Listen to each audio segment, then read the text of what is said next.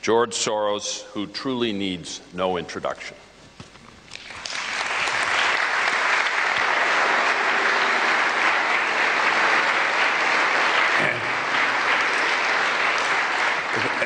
Thank you very much, and thank you for coming, and both here and in London. In the course of my life, I've developed a conceptual framework which has helped me both in making money as a hedge fund manager and in spending it as a policy-oriented philanthropist. But the framework itself is not about money. It's about the relationship between thinking and reality, a subject that is extensively studied by philosophers from early on. I started developing my philosophy as a student at the London School of Economics in the late 1950s. I took my final exams 1 year early, and I had a year to fill before I was qualified to receive my degree. I could choose my own tutor, and I chose Karl Popper, whose book, The Open Society and Its Enemies, had made a profound impression on me. In his books, Popper argued that the empirical truth can't be known with absolute certainty. Even scientific laws can't be verified beyond the shadow of a doubt. They can only be falsified by testing. One failed test is enough to falsify, but no amount of confirming instances is sufficient to verify. Scientific laws are hypothetical in character, and their truth remains subject to testing. Ideologies which claim to be in possession of the ultimate truth are making a false claim. Therefore, they can be imposed on society only by force. This applies to communism, fascism, and National Socialism alike. All these ideologies lead to repression. Popper proposed a more attractive form of social organization, an open society in which people are free to hold divergent opinions, and the rule of law allows people with different views and different interests to live together in peace. Having lived through both Nazi and communist occupation here in Hungary, I found the idea of an open society immensely attractive. While I was reading Popper, I was also studying economic theory, and I was struck by the contradiction between Popper's emphasis on imperfect understanding and the theory of perfect competition in economics, which postulated perfect knowledge. This led me to start questioning the assumptions of economic theory. These were the two major theoretical inspirations of my philosophy. It's also deeply rooted in my personal history. The formative experience of my life was the German occupation of Hungary in 1944. I was not yet 14 years old at the time, coming from a reasonably well-to-do middle-class background, suddenly confronted with the prospect of being deported and killed just because I was Jewish. Fortunately, my father was well prepared for this far-from-equilibrium experience. He had lived through the Russian Revolution, and that was the formative experience of his life. Until then, he had been an ambitious young man. When the First World War broke out, he volunteered to serve in the Austro-Hungarian army. He was captured by the Russians and taken as a prisoner of war to Siberia. Being ambitious, he became the editor of a newspaper produced by the prisoners. It was handwritten and displayed on a plank, and it was called The Plank. This made him so popular that he was elected the prisoners' representative. Then some soldiers escaped from a neighboring camp, and their prisoner's representative was shot in retaliation. My father, instead of waiting for the same thing to happen in his camp, organized a breakout. His plan was to build a raft and sail down to the ocean. But his knowledge of geography was somewhat deficient. He didn't realize that all the rivers in Siberia flow into the Arctic. They drifted for several weeks before they realized that they were heading for the Arctic. And it took them several more months to make their way back to civilization across the taiga. In the meantime, the Russian Revolution broke out, and they became caught up in it. Only after a variety of adventures did my father manage to find his way back to Hungary. Had he remained in the camp, he would have arrived home much sooner. My father came home a changed man. His experiences during the Russian Revolution profoundly affected him. He lost his ambition and wanted nothing more from life than to enjoy it. He imparted to his children values that were very different from those of the milieu in which we lived. He had no desire to amass wealth or become socially prominent. On the contrary, he worked only as much as was necessary to make ends meet. I remember being sent to his main client to borrow some money before we went on a skiing holiday. My father was grouchy for months afterwards because he had to work to pay it back. Although we were reasonably prosperous, we were not the typical bourgeois family, and we were proud of being different. In 1944, when the Germans occupied Hungary, my father immediately realized that these were not normal times, and the normal rules didn't apply. He arranged false identities for his family and a number of other people. Those who could, paid. Others he helped for free.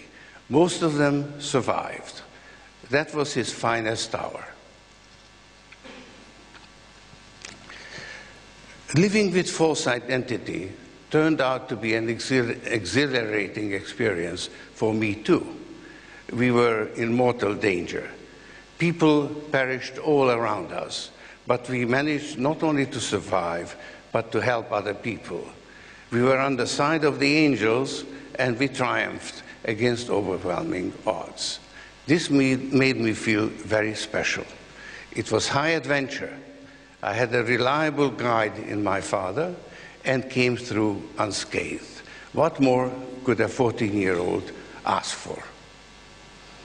After the euphoric experience of escaping the Nazis, life in Hungary started to lose its luster during the Soviet occupation.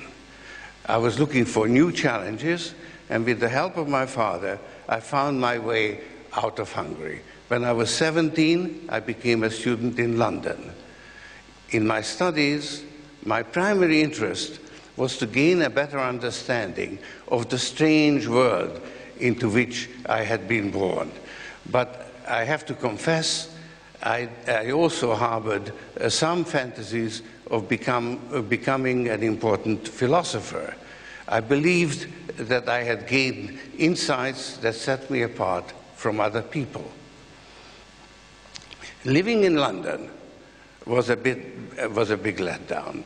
I was without money, alone, and people were not interested in what I had to say. But I didn't abandon my philosophical ambitions, even when circumstances forced me to make a living in more mundane pursuits. After completing my studies, I had a number of false starts. Finally, I ended up as an arbitrage trader in New York. But in my free time, I continued to work on my philosophy. That's how I came to write my first major essay, entitled The Burden of Consciousness. It was an attempt to model a Popper's framework of open and closed societies.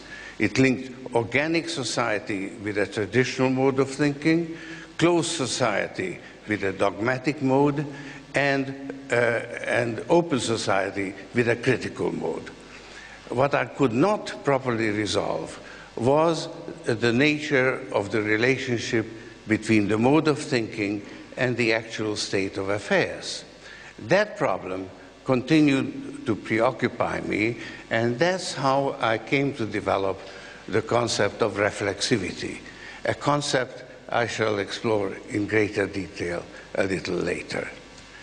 It so happened that the concept of reflexivity provided me with a new way of looking at financial markets, a better way than the prevailing theory. This gave me an edge, first as a securities analyst and then as a hedge fund manager. I felt as if I were in possession of a major discovery that would enable me to fulfill my fantasy of becoming an important philosopher.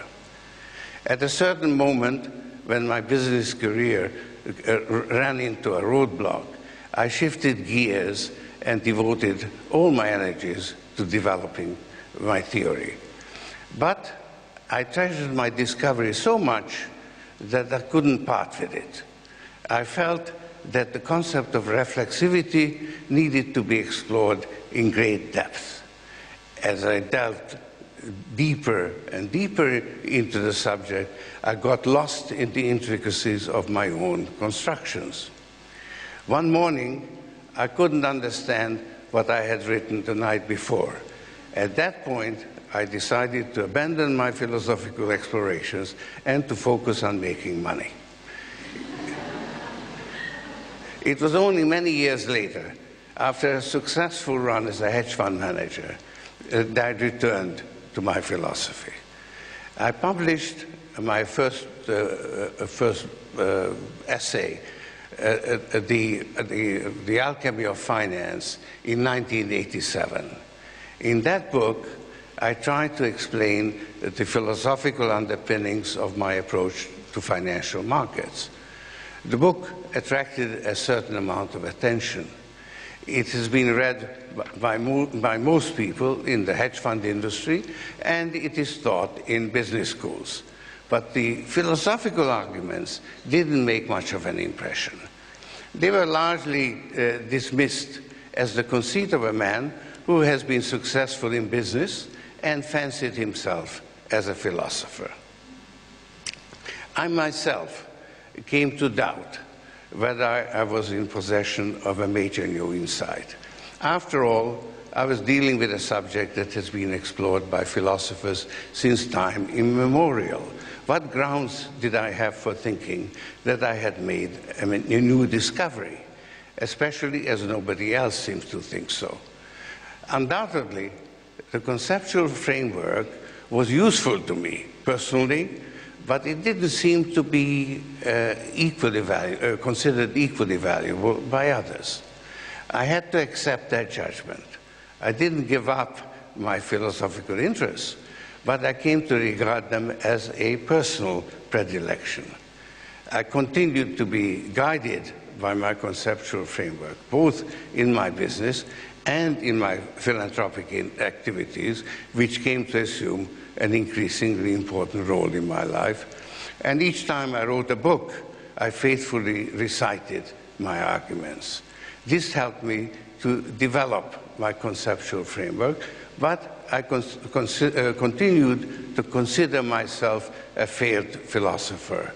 Once I even gave a lecture with the title, "A Failed Philosopher Tries Again." All this has changed as a result of the financial crisis of 2008. My conceptual framework enabled me both to anticipate the crisis and to deal with it when it finally struck. It has also enabled me to explain and predict events better than most others. This has changed my own evaluation and that of many others.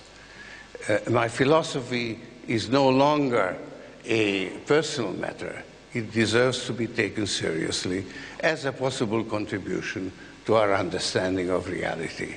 And that is what has prompted me to give this series of lectures.